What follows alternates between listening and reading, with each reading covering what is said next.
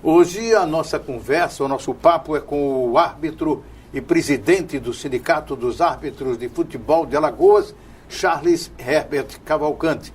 O Charles é o nosso entrevistado para que a gente possa conversar sobre o sindicato, a gente possa conversar sobre a arbitragem de Alagoas em nível estadual, a arbitragem de Alagoas em nível nacional e também a repercussão, as perspectivas, as expectativas em cima da arbitragem com toda essa confusão que está envolvendo o futebol, não apenas o futebol brasileiro, mas o futebol mundial. Charles, é um prazer recebê-lo aqui mais uma vez. A satisfação é minha estar presente aqui com o senhor e com todos os telespectadores e poder debater um pouco da arbitragem aí e das nuances do que vem acontecendo na atualidade. Vamos falar logo sobre o sindicato, Charles. Você está no fim do mandato já, você tem um mandato que termina esse ano. Quantos anos de mandato, Charles? Isso, Valdemir. O nosso mandato terminaria esse ano em dezembro, mas antecipamos as eleições porque entendemos que os novos administradores, né, que vierem tomar conta do sindicato devem participar do arbitral, que é ali por volta de outubro, novembro, né, já para ser uma gestão já que aí já se ajuste esse calendário eleitoral, já para que a administração consiga administrar não somente o arbitral, como também uma segunda divisão, já para ter uma experiência aí do que é uma primeira divisão, um arbitral de primeira divisão. E aí o que seria essa eleição em dezembro, nós fizemos uma antecipação agora para junho, né, que aí daremos essa folga aí para essas pessoas. E desta feita, seu Valdemir, a gente termina aí, já são quase 7 anos, né, à frente do Sindicato dos Árbitros de Futebol do Estado de Alagoas, e aí com essa expectativa aí de nosso dever cumprido e da nossa contribuição dada nesses anos. Vamos falar primeiro sobre, então, esse seu período, né? Você diz que tem o dever cumprido, o que é que você salienta, ressalta como o mais importante na sua gestão como presidente do sindicato? Olha, seu Valdemir, foram várias ações, né, durante esses 7 anos. Né? Nós somos a administração que conseguimos as parcerias nas camisas dos árbitros, né, os parceiros, os patrocinadores, né, tanto na frente, como nas costas, como nas mangas, nas bermudas. Né? Nós somos a administração que transformamos a entidade de utilidade pública municipal, ao qual os árbitros participavam do campeonato de comunidades carentes ali, ação social junto com o professor Lautinei Perdigão, na época um projeto junto com a prefeitura. Né? Nós somos um sindicato hoje que temos parcerias com academias, onde os árbitros podem adentrar em algumas academias que nós temos na cidade de forma gratuita, né? Isso, uma coisa assim que em todo o Brasil foi louvável lá nos congressos que nós temos, congressos nacionais de sindicatos. Né? Também temos a questão dos contratos profissional de trabalho. Aqui em Alagoas fomos o pioneiro, né, que fizemos esse formato de contrato de trabalho, onde 35 árbitros são preconizados por esse contrato, independente de apitarem ou não, os árbitros estão recebendo. E por incrível que pareça, nesses 2 anos de contrato, aconteceram algumas coisas com árbitros, né, como Maria de Fátima, que o ano passado teve que fazer uma cirurgia de apêndice, ficou fora o campeonato todinho, mas recebeu. Otávio Corrêa, esse ano, antes de um clássico, CSA e CRB, teve uma lesão de tendite, de tendão de Aquiles, fez uma cirurgia, está fora por 6 meses e aí participou do campeonato, do contrato, recebendo. Foi uma segurança para os árbitros, uma coisa que nós criamos, serviu de referência. O Rio Grande do Norte, a Paraíba já está implantando, enfim, o Brasil de uma forma ou de outra está querendo fazer esse implante, e eu acho que com essa evolução, essa modernização do futebol, com essa regulamentação que foi feita pela arbitragem, não assumiu os vínculos empregatícios, mas esses contratos de trabalho, de uma forma ou de outra, podem amenizar e podem dar uma certa segurança. Dar uma certa segurança a esse profissional de arbitragem. Então foram várias ienizações, seu Valdemir, durante esses 7 anos. Né? Agora mesmo vamos inaugurar uma sede nova no Estádio Rei Pelé, estamos de volta ao Estádio Rei Pelé, com termo de cessão, tudo pela Secretaria de Esporte, a nova casa do árbitro, onde vai passar bastante tempo lá, é só cuidarem, né, do espaço, né, com tudo de forma gratuita, água, luz, energia. Enfim, então, são várias conquistas durante esse tempo todo, apoio em todos os testes físicos, em todas as pré-temporadas, os árbitros que viajavam sempre, nós apoiamos. Nós transformamos o sindicato realmente como uma casa do árbitro, que o árbitro ali poderia ser acolhido nos momentos mais de necessidade. Agora, se você não fosse o presidente do sindicato, o que é que você diria que os árbitros poderiam ter razão de reclamar do sindicato, que o sindicato não fez, por exemplo? Não, ainda tem muitas coisas a serem feitas, né, seu O que é que você gostaria de ter feito que não fez? Uma padronização maior, uma aproximação, tipo taxas de futebol do campeonato amador, né, junto com a federação. A gente está nessa luta do direito. A gente entende também essa dificuldade da Federação Alagoana de Futebol, por ser uma federação pequena, mas eu acho que essas taxas poderiam serem pagas efetivamente em dias e com os reajustes maiores, né? Mas aí vai muito da nossa classe, vai muito de um fortalecimento maior, do entendimento maior. Espero que agora, nós já estamos sentando agora com o novo presidente, o Felipe Feijó, um presidente jovem, né, que está querendo modernizar. Essas taxas de 2015 ele já está colocando em dia, né? Então, é uma dificuldade essa daí do sindicato. As conquistas é a formação de escola de árbitro, que tem que ser formado pelo sindicato dos árbitros. A questão de carta sindical, que o sindicato tem que se regularizar urgentemente, que a gente está criando uma federação. Vou deixar algumas coisas que tem que ser feitas nesse processo normal, né, de modernização do sindicato. Mas de uma forma ou de outra, quanto à questão de legalidade do sindicato, parte administrativa, que nós na época pegamos com alguns débitos, né, de receita, hoje temos todas as certidões negativas de débito, hoje temos essa questão de entidade municipal, hoje temos sede. Enfim, hoje o sindicato é uma entidade, desde 91, fundada há bastante tempo, com poucos presidentes, mas que é apta a concorrer a qualquer processo licitatório. Hoje ela existe de fato, né? Hoje ela existe de fato e de direito, e é uma entidade antiga, né? E é uma entidade reconhecida, né? Como essa própria Lei de Utilidade Pública Municipal nos reconheceu, e outras, né? Como a ANAF, né? Que nos reconhece, né? Somos filiados à ANAF desde a sua fundação de 97, ao qual hoje faço parte da gestão da ANAF, uma gestão essa que vem grandes conquistas. A última agora, né, é a medida provisória que está saindo. Os árbitros vão voltar a ter direito a 0,5% de direito de imagem. Isso é uma vitória, que é uma vitória assim para a nossa classe, e que dos últimos anos nunca mais.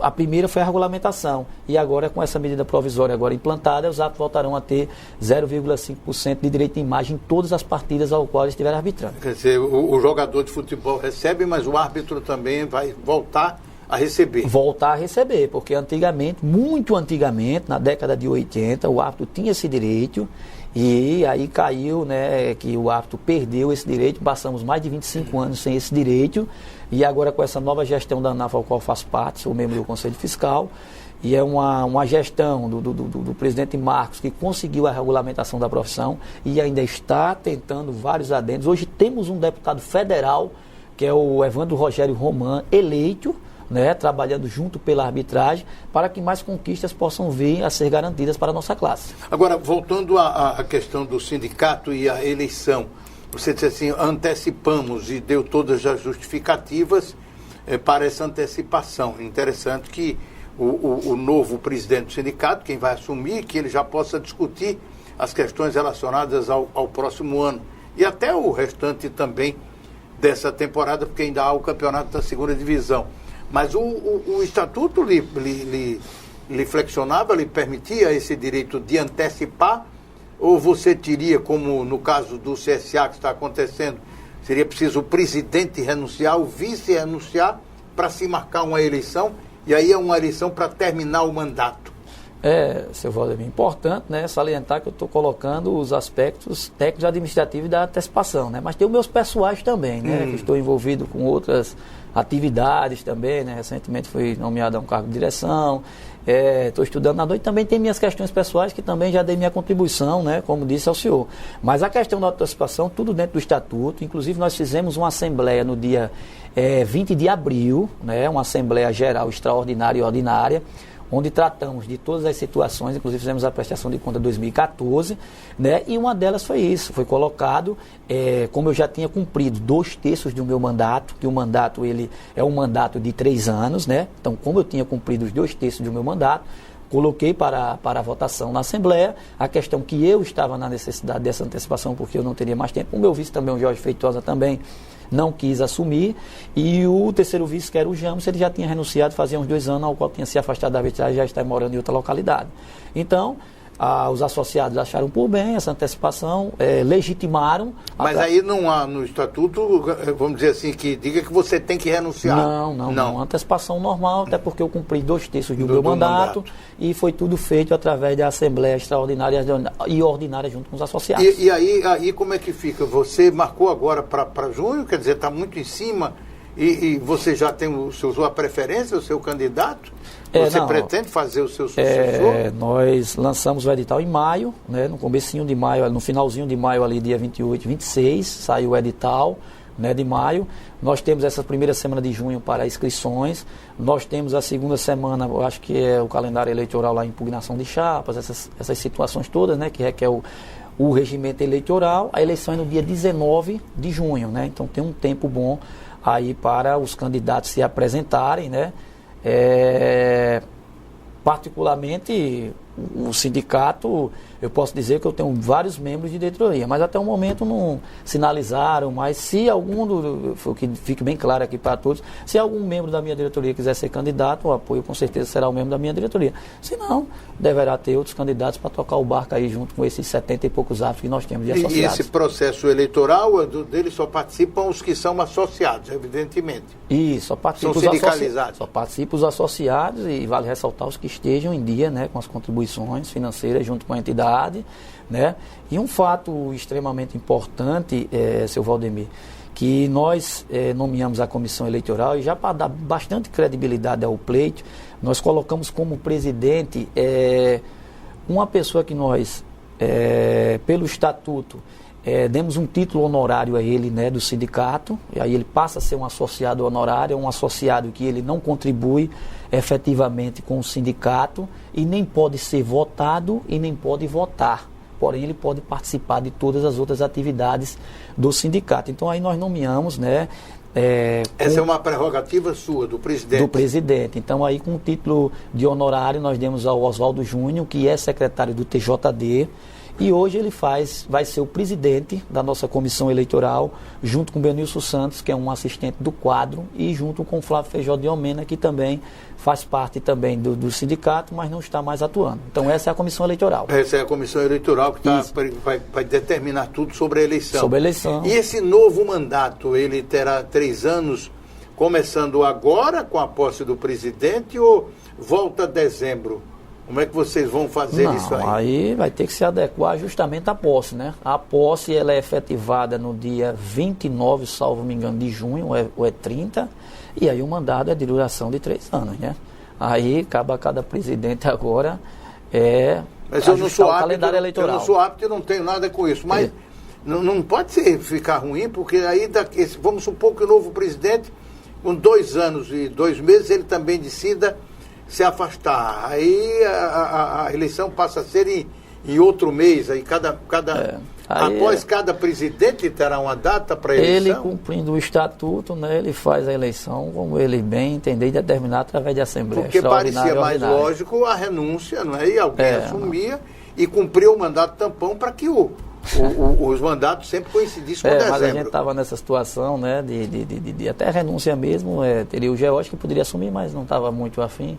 E aí a gente ajustou e fez essa situação e antecipamos a eleição de uma forma democrática agora, né? Vai lá e vai ganhar quem for, quem tiver mais votos e quem a classe assim definir. Eu não estou discutindo a sua necessidade e a do George, claro, mas eu estou dizendo aqui a norma, o normal, não é? Que sai.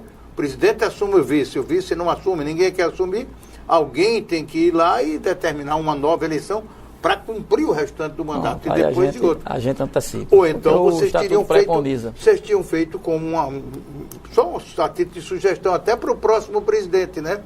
Faz uma assembleia e determina um novo, que o mandato sempre agora comece em junho ou julho, até para decidir as coisas por ano seguinte, como você disse, a Assembleia Extraordinária e Ordinária ela é soberana. Ela é soberana. Tanto e pode decidir ela sobre isso. Pode decidir até pela destituição do sindicato. Se quiser, ele desfecha até destituir o sindicato. Então, é soberana, então, questão de data, cronograma, eleição. O estatuto é a carta magna, né, do sindicato. Então, aí... Tomara que jamais pensem nisso. Mas, Charles, como anda a relação do sindicato com a Comissão Estadual de Arbitragem de Futebol, a quem cabe a indicação, por exemplo, dos árbitros que trabalham no campeonato? Indicação para sorteio, evidentemente. Olha, seu Valdemir, nesses 7 anos que eu estou lá, sempre foi uma relação, digamos assim, amistosa, normal, mas sempre com independência e com autonomia, né? Sempre o que o sindicato, principalmente eu, Charles, né, como representante da classe, quis colocar, né? Várias situações aconteceram durante esses 7 anos. E já falei para Hércules, Pauton, que representam a comissão junto com José Elias Filho, Até, eu dizia, nós tivemos alguns litígios, né? Mas tudo em bem do coletivo, em bem da classe. Nunca nada questões pessoais ou individuais. E tivemos várias situações, né, de entrave durante esses 7 anos ao qual eu estive na frente, mas todas elas bastante proveitosas e que geraram ganhos para a classe, né? Mas hoje é dessa forma, nós estamos trabalhando aí, não temos nenhum tipo de atrito, mas tudo que é feito a gente conversa, a gente senta, e não só com a comissão, junto com a federação também, a gente forma um triângulo, sindicato, CEAF e federação. Agora, o afastamento de alguns árbitros, nós tivemos um caso de um árbitro que depois de um jogo de futebol, ele estava até designado para trabalhar num jogo seguinte, mas por conta, segundo informações que me chegaram, a solicitação para que ele não colocasse na súmula determinado evento ocorrido após a partida, a expulsão de um jogador, ele se negou e se afastou da arbitragem. E como é que isso chegou até o sindicato? Olha, seu Valdemir, isso aí não chegou no sindicato, né? Isso aí que o senhor está colocando é uma coisa até grave, né? Uma situação dessa de burla, né? Que o senhor colocou aí, não chegou de maneira, até porque no sindicato, para se chegar a alguma coisa, tem que chegar tudo de forma oficial. Bem explicado, não houve a burla. Ele não aceitou evitar colocar, mas deixou uma pressão para que ele fizesse. Uma pressão para que se houvesse uma burla, algo de transgressão, algo grave, né? Que isso aí daria até tribunal, acho que daria até algo mais grave, né? Tribunal de Justiça Desportiva é algo mais grave. O árbitro em questão não chegou a reclamar com você, nem a comunicar nada? Não, estou tendo particularmente esse ouvir dizer, até esse ouvir dizer, para mim é estranho esse fato, entendeu? Até porque os fatos que nós soubemos durante esse tempo todo que nós tivemos, nós encaminhamos os atos para as pessoas que deveriam ser encaminhadas, fazer boletim de ocorrência, ir para tribunal, enfim. Né? Presidente de clube que invade vestiário para tentar agredir árbitro, presidente de clube que faz ameaça em jornal, em rádio. Então nós tivemos várias ações durante o sindicato, várias e várias. Nós entramos no TJD contra um dirigente na época chamado Miguel Moraes, do CRB, nós entramos contra um dirigente do Santa Rita na época também no TJD. O prefeito de Palmeira dos Índios invadiu um vestiário do árbitro lá em Palmeira, foi feito o BO, Cururipe também a mesma coisa. Então, quando nos procuram, a gente faz o encaminhamento, a gente dá todo o suporte, a gente dá todo o apoio. Agora, esse caso não foi comunicado. Esse caso aí não foi comunicado. O árbitro agora, em questão, ele se afastou, até dizendo que não, porque era por motivos particulares, por causa de trabalho, coisa desse tipo. E esse aí tem que ser uma coisa de forma oficial, né? Procurar o sindicato de forma oficial, tal, mostrar as imagens, mostrar tudo, para que o sindicato, né, seja acionado uma pessoa jurídica para até acompanhar, né? E para que fatos como esse não ocorram mais, né? Tivemos agressão a árbitro lá em Atalaia, né? Um ex-jogador chamado Altair agrediu o árbitro. Nós entramos no Tribunal de Justiça Esportiva, o mesmo foi afastado por 6 meses, BO também foi feito. Tudo isso que os árbitros nos procuraram. Agora, essas situações que os árbitros, individual, pessoal sua, que nos procura e fica, como o senhor bem colocou aí, essas situações de conjecturas que nós não tomamos conhecimento, infelizmente nós não podemos fazer nada. Não tem como agir. Não tem como agir. Flávio, Charles, e indicação de árbitros para sorteio, de alguma forma, durante a realização do campeonato, alguma coisa, em algum momento desagradou o sindicato? Olha, seu Valdemir, questão de sorteio, indicação de árbitro para a lista, tudo isso é critério da comissão, né? A gente, é uma das coisas que eu sempre disse ao Hércules, né, que a gente não se envolve nesse critério de escala e de sorteio e de quem seria colocado na lista dos 35. Porque primeiro, para entrar no sorteio, tinha que ser colocado na relação do profissional.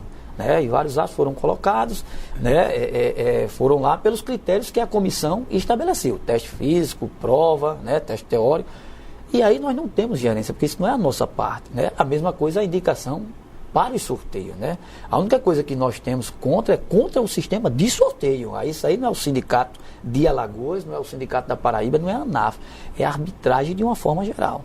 E nessa nova MP que está saindo agora... Como é que ele é feito e como vocês gostariam que fosse? Não, nós queríamos que fosse extinto os sorteios, que fosse feito através de indicação. Porque eu acho que as pessoas que estão à frente das comissões de arbitragem, a maioria delas são feitas de ex-árbitros, são feitas de pessoas competentes, deveriam indicar o árbitro que está preparado para aquele jogo.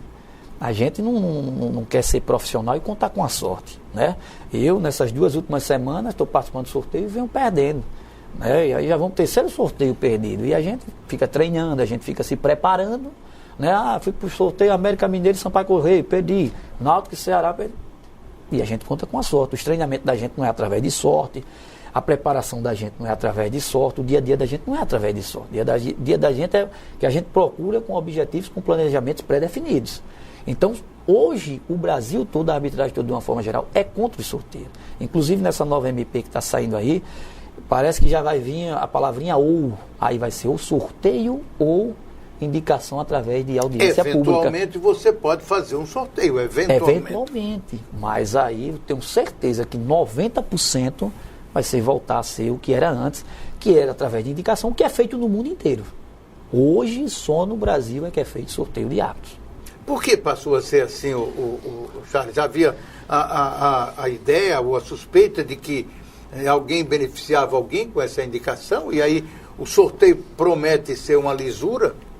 O senhor colocou muito bem, né? Particularmente a gente tem uma cultura no Brasil aqui de transgressão, de corrupção. Eu acho que quando fizeram essa lei de defesa do Estatuto do Torcedor, ao qual está lá esse artigo, né? Que os árbitros devem ser previamente selecionados e sorteados, né?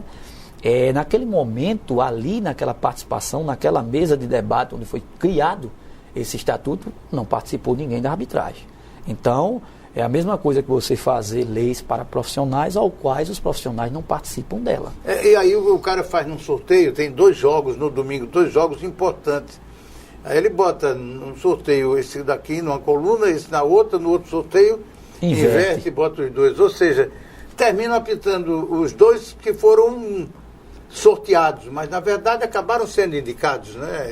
Na verdade como o sorteio na lei não define como ele deva ser feito, né? Se é com 2, com 3, com 5, com 3, com 10, todo mundo no Globo, se bota todo o zap da federação, como não existe essa indicação de como realmente, a regulamentação de como ele deveria ser feito, acontece que as pessoas que estão administrando sabiamente fazem o sorteio da melhor forma possível que possa ser aquilo que eles querem. Aquilo, a justiça, os atos que estejam no melhor momento para apitar, porque o campeonato começa, o primeiro jogo ao 73, que foi o último jogo do campeonato alagoano. Ali, pelo trabalho que é feito, pelo planejamento que é feito, todo mundo saberia quem iria apitar a primeira, a segunda, as semifinais, as finais, enfim. E aí acontece que você tem um sorteio, e aí pode ser que o melhor árbitro do campeonato venha a não apitar a final do campeonato. Isso pode acontecer. Como também jogos de clássico, jogos decisivos, enfim.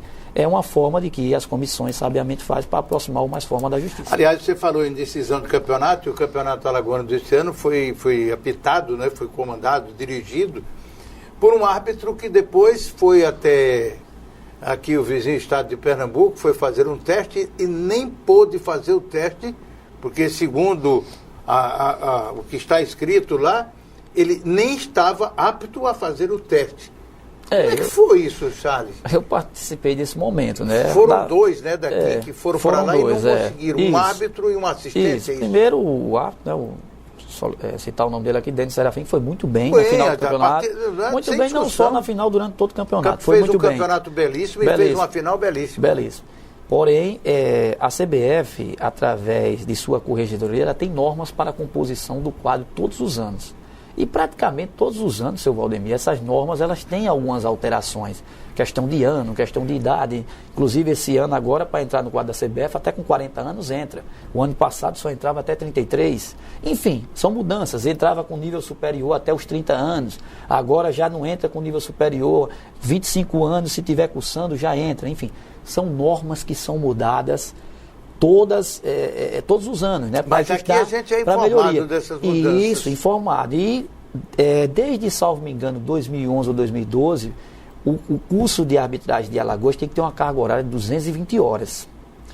E as escolas que nós fizemos, eu tive a oportunidade de participar de uma em 2009, que a carga horária era menor, né? Era menor do que essa exigida. As depois eu não tive mais conhecimento, não fiz mais parte das escolas, né? E aí você tem que ajustar as próximas escolas para essa carga horária ou mais, nunca a menos. Então houve essa divergência de carga horária. Quer dizer, o curso daqui tinha uma carga horária de 160 e Isso, só poderia menor. fazer o teste lá se tivesse 220. Isso, perfeito. Isso aconteceu com um árbitro da Bahia chamado Diego Pombo, que inclusive participou de um programa reality show, A Fazenda, né? E esse árbitro, ele saiu, ele era da CBF, já tinha apitado Série A, ele saiu para participar do programa, passou um ano fora da arbitragem. Depois, quando ele tentou retornar, o diploma dele já não era mais compatível com as normas vigentes. E aí ele teve que retornar para a escola de árbitros, cumprir a carga horária que faltava, e só no outro ano ele voltou a adentrar o quadro da CBF. Mas isso aí se deu por conta de um afastamento. No caso nosso aqui, eram pessoas que estavam atuando, não é? Não, mas ele... Não havia essa informação aqui? Ele ainda tinha um atenuante maior, que ele já era do quadro da Sim, CBF, pois é. Ele já tinha apitado Série A, tudo dele era compatível, só não era a questão da carga com as normas vigentes, que é o que aconteceu com a gente aqui esse ano. Mas a turma aqui não sabia? Eu acho que faltou falta de Certamente comunicação, que sabia, faltou não é? falta de comunicação. E foi o que eu pegou disse. mal, eu entendo que pegou mal para a comissão, pegou mal para a escola, pegou mal para os árbitros, eles chegarem lá e não poderem nem fazer o teste. Foi frustrante, né? Eu tive, ao qual eu acho que deveria ter recebido uma informação um dia anterior. Inclusive, na hora que o professor da CBF, o Paulo Camilo, eu fui uma das pessoas que levantei e disse ao professor Paulo que entendia o que ele estava dizendo, que os árbitros não poderiam participar, mas só que eu disse a ele que poderia ter sido informado, pelo menos um dia antes, as pessoas que estavam aptos a ir para a cidade do Recife para realizar os testes, porque pelo menos não passaríamos pelo aquele transtorno, aquele constrangimento. E outra solicitação feita também foi a questão se eles não poderiam fazer, ficarem com os resultados e depois, e ele disse que em hipótese nenhuma. Porque aí já você vai de encontro, vai contra as normas, Contra né, as que normas. existem lá. Isso. Mas Agora, foi tentar... essa escola de árbitros, ela é para ser feita pela comissão de arbitragem ou é pelo sindicato? Olha, senhor Valdemir, é como eu digo, né? Nós temos até parecer jurídico sobre isso, né?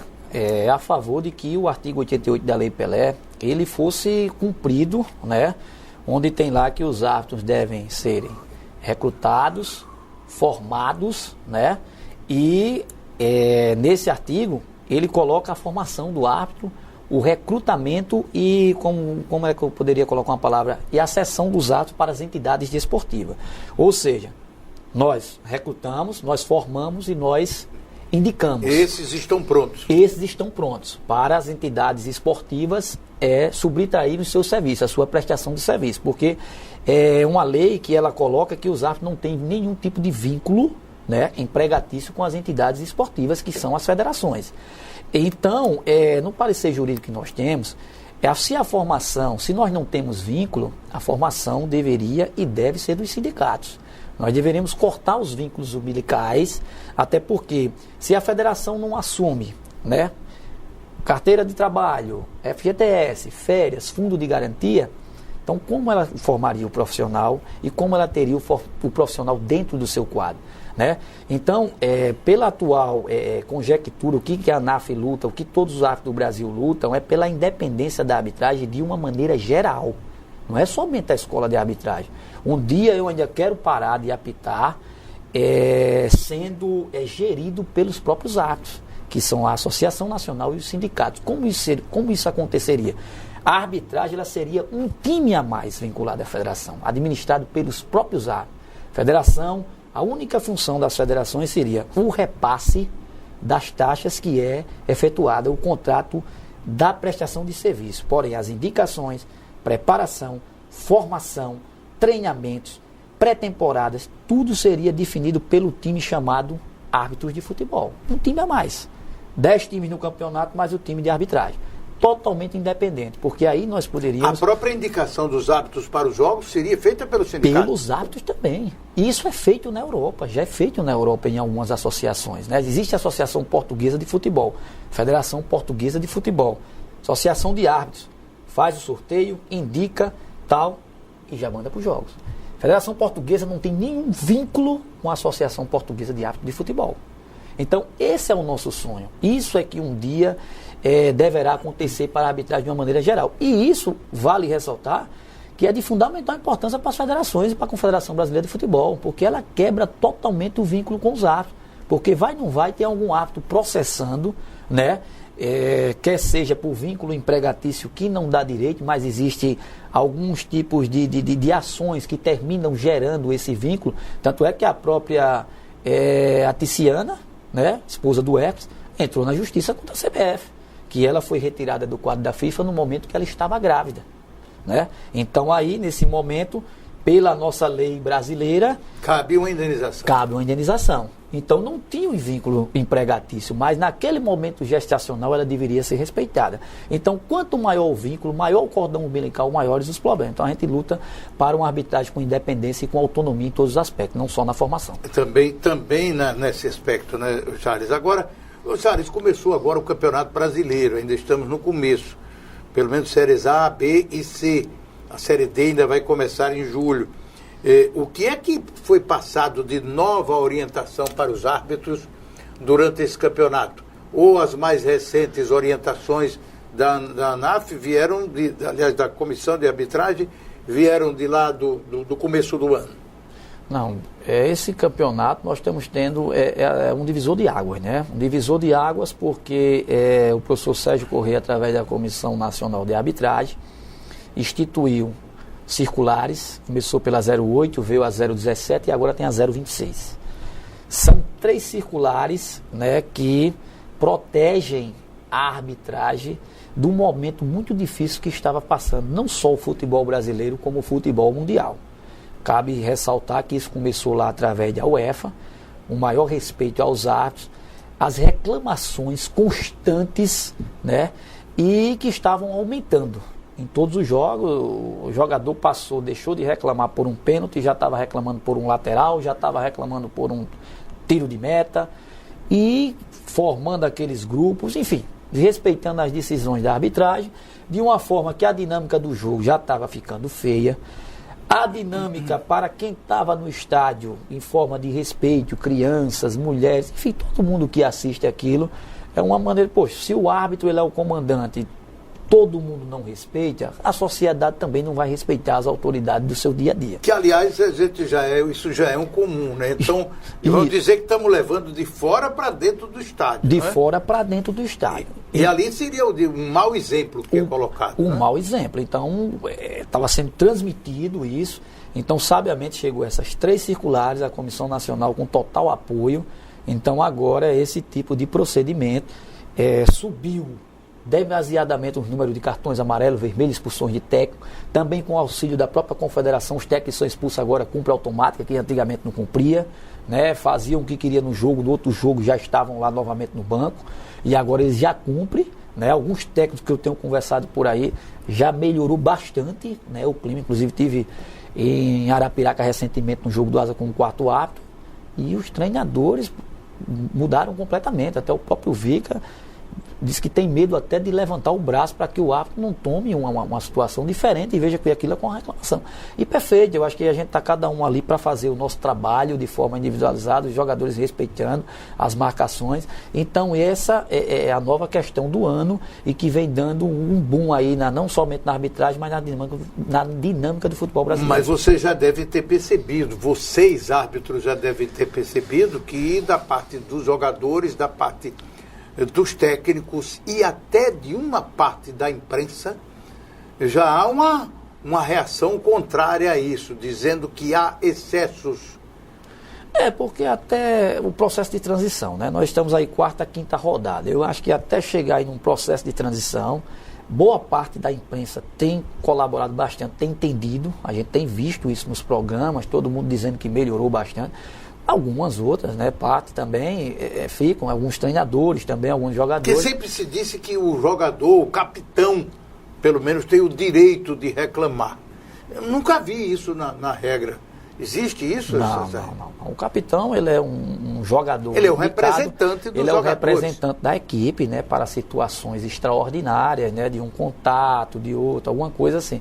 Mas nada que ele tenha um tratamento diferenciado ou que ele possa chegar na arbitragem de uma forma diferenciada. Ele é um jogador como outro qualquer, apenas um representante. Você pode, por exemplo, chamá-lo e dizer, olha, os dois capitães. A partir de agora vai ser mais duro, que as faltas estão muitas, então está todo mundo sob observação. Qualquer coisa eu vou expulsar. Cabe isso. Inclusive, agora na circular, no chamamento dos capitães, né, antes de começar o jogo, né, já informa que eles são pessoas que reproduzem, né, as equipes reproduzem para o público que está assistindo essa animosidade, tudo que eles reproduzem, as crianças, os adolescentes, né, e que o jogo seja jogado da melhor forma possível, com espírito de fair play e sem essas reclamações assintosas à arbitragem ou a quem quer que seja, né, que joguem de uma maneira leal. Agora, há alguma coisa dito lá, ou pelo menos de orientação que seja passada por vocês, porque eu entendo que há reclamações e há reclamações, entre aspas, né? Eu vou explicar melhor. De repente eu entendo, eu vi que a bola saiu e o árbitro, pela posição que ele está, e o assistente está do outro lado, acabou dizendo que a bola não saiu, e eu vi que ela saiu. E aí seu juiz, a bola saiu, é uma coisa. E a outra, o juiz está perto, o cara vem, toca na bola e o sujeito dá duas cambalhotas, e quando cai já abre os braços assim para o árbitro, porque ele não marcou nada. Há uma diferença de uma para outra reclamação? Existem reclamações diferentes, Charles? Perfeito. Foi colocado aí duas situações, né, muito distintas, que é isso que a gente está querendo enfatizar, porque alguns jogadores, no último jogo que eu tive, fizeram essa pergunta: professor, a gente não pode conversar com o senhor, conversar, dialogar, e está tudo mantido. Passou, professor, acho que não foi falta, normal. O que não pode é a exacerbação, né? Aquele com gestos, querendo afrontar a arbitragem, querendo fazer aquela rodinha. Então a gente tem que diferenciar o que é a conversa do que é a reclamação propriamente dita, e principalmente a assintosa, essa que parte, que tenta de alguma maneira... O cara bate no chão assim, né? Isso, é o afronto, a reclamação assintosa é aquela que não é boa, nem para a gente que está no campo como árbitro, nem para eles como jogador, nem para o público que está assistindo. Mas, antes de eu fazer essa pergunta, teve um jogador interessante que ele disse: não, mas a minha reclamação foi porque eu errei o chute. Dá para distinguir, Charles, se o cara... Eu fiquei na bronca, eu chutei o chão, eu bati, foi porque eu perdi aquele gol, né? Dá para distinguir. Tem um técnico aqui, conhecidíssimo aqui no estado de Alagoas, que ele ficava reclamando o tempo todinho com o árbitro. Quando a gente chegava em direção, ele: estou falando com o meu jogador, não é com o senhor. E eu já sei quem é. E a gente escutando ele falando com a gente. Quando chegar, ele vai virar, apontava logo e dizer: tu é com ele, não é com o senhor não. É com ele. Eu digo: não, mas... Porque às vezes, muitas das vezes, o pessoal quer jogar o árbitro contra o torcedor, ou o torcedor contra o árbitro, né? Verdade, é verdade. E aí fica gritando, olhando para o jogador, mas está falando contra o árbitro, né? E aí o torcedor, mas ele nem estava olhando para o árbitro, né? É verdade. Tem muito artista para isso, não tem? Tem muito artista e pouco mocinho. Ô Charles, agora, o peso da reclamação para o cartão, aí que eu quero chegar, que eu já vi jogos e já ouvi companheiros, e até concordei em alguns momentos com o que esses companheiros estavam dizendo, em que o cidadão fez uma reclamação e o árbitro apresentou-lhe o cartão, e mais na frente ele bateu com a mão na bola, ele puxou a camisa do outro jogador, lance típico de cartão amarelo. E como ele já tinha o amarelo, entendemos que foi por isso, o árbitro acabou deixando o lance correr. O peso do cartão amarelo por uma reclamação é o mesmo peso das outras faltas? Olha, é complexo, né? Porque tudo na arbitragem é interpretativo, né? Principalmente esses lances, né, técnicos, né, de mão na bola, de calço, né? E a reclamação também passa a ser um lance, um técnico e disciplinar, né? Porque tem que ver a forma, né, da reclamação, né? Mas eu creio que é muito do tino, do que o árbitro está vivendo no jogo, né? A gente tem um nome que é a leitura do jogo, né? Mas o que a gente pode se dizer é que a arbitragem ela tem que ser com a balança pesando sempre para os dois lados. O que não pode haver é a falta de critério, né? O senhor bem colocou, deixa de dar um cartão amarelo de um lado, dar um cartão amarelo de outro, o jogo ele já, na nossa linguagem, ele já começa a sair das nossas mãos, porque a gente já começa a perder moedas de decisão, que é a legitimação do resultado, entendeu? Então, é muito interpretativa essa questão, é uma questão que vai de árbitro para árbitro, jogo para jogo. Mas lá em cima, quem está acompanhando, observa isso e tira pontos do Observa tudo. Nós temos assessores, temos delegado especial, né? Justamente para colocar essa falta de critério, né? No relatório tem essa padronização, trabalho em equipe, falta de critério, aplicação do cartão amarelo no momento equivocado, a não aplicação do cartão amarelo.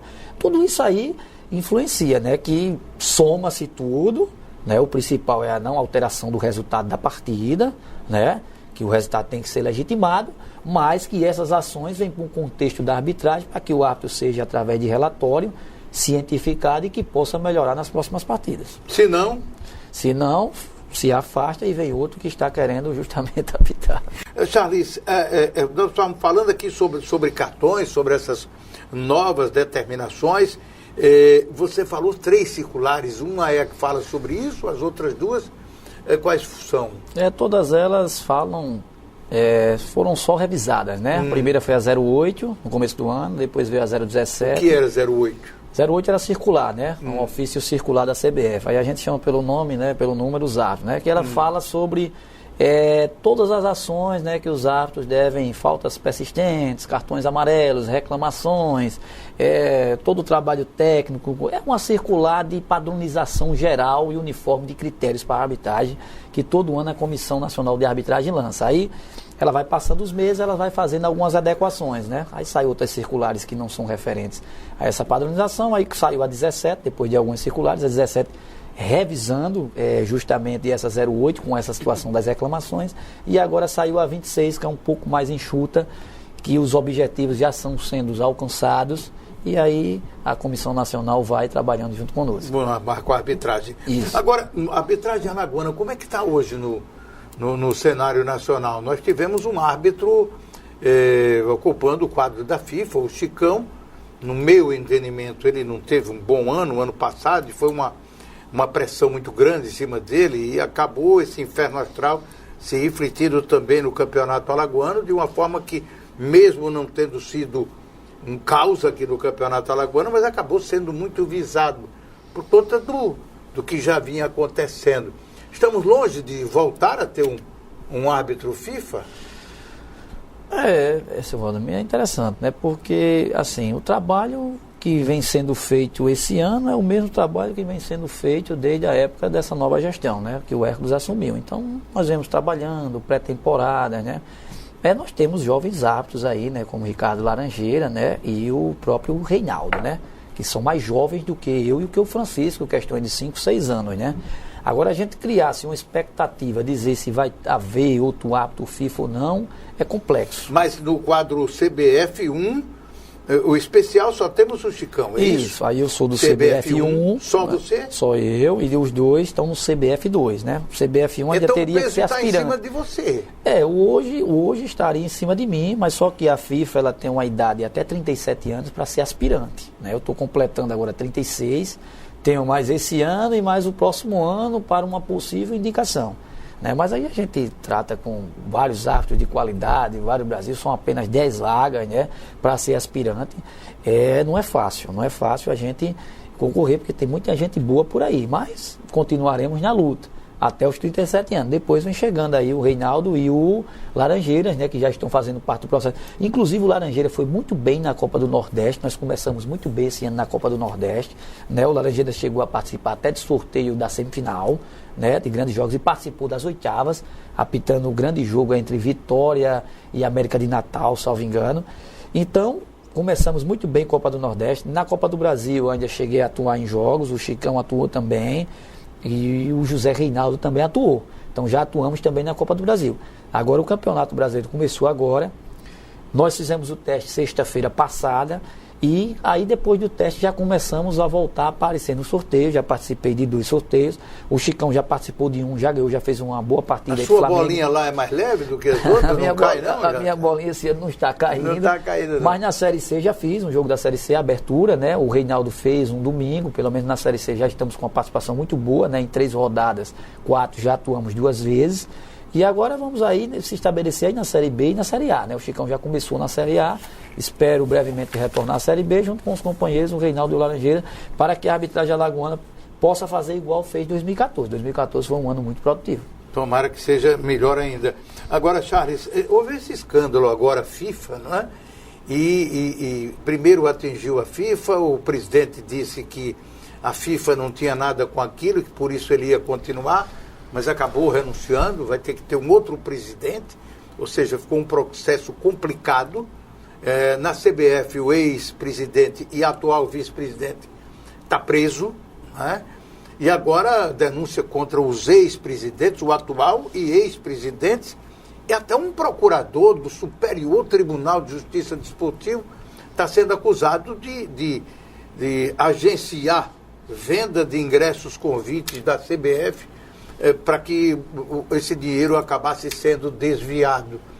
O que isso se reflete no seu ponto de vista para o futebol e em especial para a arbitragem? Porque de repente nós vamos acreditar mais em quem? Olha, lamentável, né? Lamentável tudo isso que está acontecendo, né? Começando pela FIFA, uma entidade que representa o esporte de paixão mundial, que engloba mais países até mesmo do que a ONU, né? Nós ficamos muito triste mesmo com essa situação, né? E chegando aqui até o Brasil, o produto dos brasileiros é o futebol, é o que representa a nossa alegria, da população em geral, enfim. Mas eu sempre digo, né, assim, não por estar dentro, não querendo ser corporativista, mas assim, uma banda assim, que existe forte, assim, que eu digo boa dentro assim, é a arbitragem. A arbitragem, eu boto a minha mão no fogo por ela. Mas já houve uma época em que houve aquela máfia do apito. Isso, em 2005. E provocou a repetição de jogos e tudo mais. Isso, em 2005. Né? É porque, num contexto, né, uma pessoa só, hoje nós temos 600 árbitros no Brasil, na CBF. E uma pessoa só, se tomar uma situação, ela, como é que se diz, ela suja toda uma classe, né? E naquela época aconteceu isso, né? Hoje os árbitros, de todos, são os mais policiados, né? Para entrar no quadro da CBF, eu tenho que entregar a certidão negativa da Justiça Estadual, certidão negativa da Justiça Federal, tenho que entregar antecedentes de atestado criminal, tenho que entregar SPC, tenho que entregar Serasa. Enfim, se toda essa documentação fosse exigida para todo mundo que participa do futebol, eu acho que ficariam, né, uma coisa mais. Então, os árbitros, quer que seja, são os mais policiados, são os que mais têm aquela cultura. Mas são os que mais levam o nome de ladrão. Isso, a cultura, é bem isso que eu estou dizendo, né? Mas eu quero acreditar na arbitragem, a arbitragem vive esse momento novo dessa quebra de cultura, e eu quero acreditar, torcer e ter uma certeza que a arbitragem não vai fazer parte desse lado, assim, esse lado triste que está apresentando o futebol nesse atual momento. Mas ela sente pelo futebol, né? Porque veja só, Charles, no primeiro dia, quando a coisa estourou, eu me lembro muito bem, e quem me acompanha pelo rádio, na resenha, no Bola Quente, eu disse, calma, que não são apenas esses aí. Isso vai começar a descer. Isso é uma pirâmide, isso vai descer, e cada vez que ela descer, ela vai carregando mais gente. E aí já você viu quantas pessoas mais já foram envolvidas. Pessoas ligadas a empresas de promoção, a empresas de patrocínio, a empresas comerciais, vai chegar a rede de televisão, vai chegar a imprensa, vai chegar a arbitragem também, como vai chegar os presidentes de federações. Porque a coisa vem de cima e vem descendo. Olha, já chegou a uns procuradores do STJD, quem imaginaria? E agora como aquele homem vai denunciar os outros lá no STJD? É um momento delicado, viu, senhor Valdemir? Um momento delicadíssimo, muito pontual as suas colocações, mas eu espero, né, aqui como arbitragem, que não chegue na minha classe, na minha área, como já chegou outra hora, como o senhor bem colocou, porque a arbitragem vive esse momento de, como o senhor bem viu, nós temos uma corregedoria que até horas de curso, né? O caso que aconteceu conosco recentemente, imagine outros casos, né?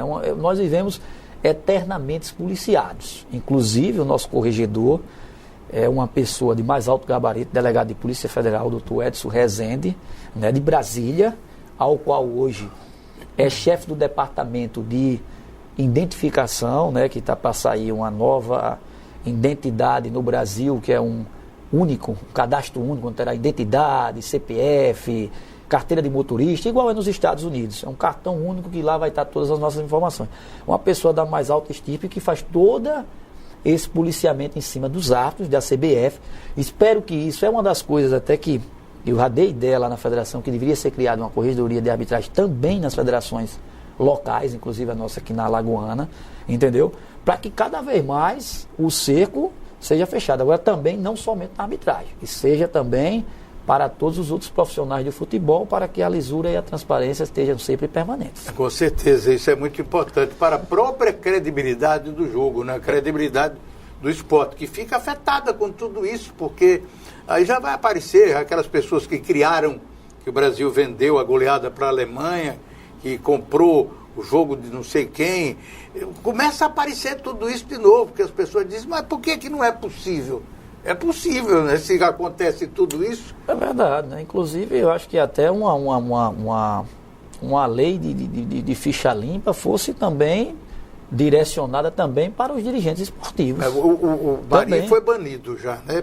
Do futebol pela FIFA. Também. Agora, Charles, finalzinho do programa, vamos falar um pouco sobre você. Você disse que está deixando o sindicato também por conta de afazeres. Você hoje estuda, você na última vez que esteve aqui, falou sobre estudo. Como é que anda o estudo? Você está cursando o quê? Voltei a estudar, seu Valdemir Rodrigues, sou formado em Educação Física, pós-graduado na Universidade Federal de Alagoas, e depois de um longo tempo afastado dos estudos, retornei, hoje estou fazendo o curso de Direito, né? Estou aí no 3º período, estou gostando, né? É uma área que eu estou trabalhando com gestão pública, né? Com processos, licitações, essas coisas, e a gente tem que estar sempre aprendendo mais e mais, né? E aí estou com esses afazeres, né? Os dias todos aí de manhã, de tarde, estudando à noite. E na Secretaria de Esporte, né? Você também está na Secretaria de Esporte, Lazer e Juventude, a Celage. Né? Você está lá na Secretaria.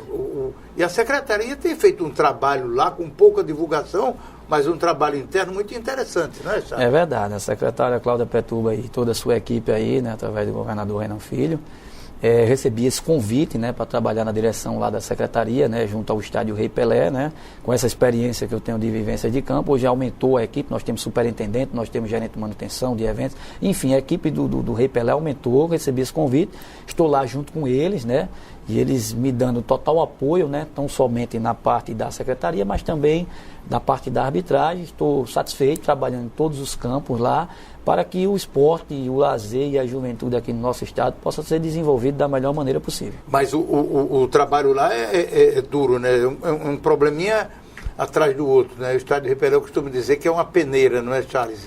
É um estádio, o Valdemir, completa esse ano 45 anos, né? Um estádio bastante antigo, né? Mas um estádio ainda com vistas modernas, né? Com uma aparência muito moderna, as pessoas elogiam muito o estilo dele, a arquitetura. Eu imagino aquele estádio há 45 anos, você inaugurando um estádio naquela arquitetura, né? Que você vai aqui na Paraíba, no Amigão, no Almedão, são estádios feios, mal acabados, né? Até os próprios estádios de Pernambuco não tem aquela arquitetura, mas é como o senhor falou, é um estádio que tem N e N problemas, né? Números e números problemas, mas que estão sendo alavancados agora, né, vários projetos, né, de paisagismo, arquitetônico, enfim, projetos de melhoramento em toda a sua estrutura de uma maneira geral. Inclusive estamos com uma arquibancada interditada, mas que a CEINFRA já está lá no dia a dia. Essa arquibancada, creio eu que daqui uns 60 dias ela esteja já pronta para o seu uso novamente. E nos 45 anos aí do Rei Pelé, no dia 25 de outubro, que possa estar sendo comemorado uma festa e o estádio possa estar com a cara melhor. Uma cara ainda melhor. Obrigado a você, Charles, por ter vindo. Foi um prazer, como sempre, recebê-lo aqui no Ponto